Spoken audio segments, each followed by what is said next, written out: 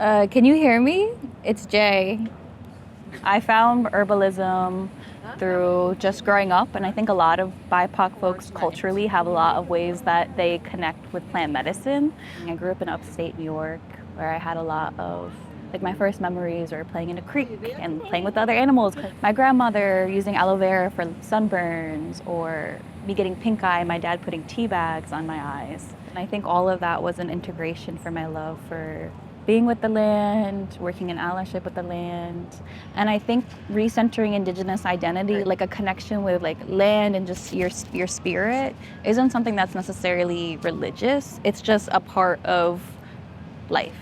And so I think there's a lot of ways culturally, a lot of BIPOC folks already interact with plants in that way, because the Western medical system has really harmed a lot of us.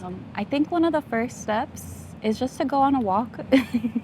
Like paying attention to maybe taking the same walk that you do every day. You take this 5-minute walk on the same path and paying attention to the plants that you see and maybe learning about them. Typically the plants or the medicine that grows around a community is the medicine that is needed. You're having a deeper relationship because you're naming them. You're like, oh, I know that this plant is aster. I saw this on my walk today. I saw mugwort.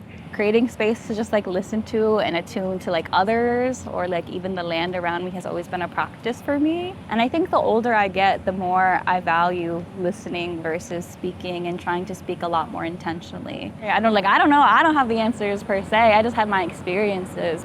But I think about the entire community that stands with me. And I think tapping into that collectivity is what I found really helps to break out of certain molds or where we might be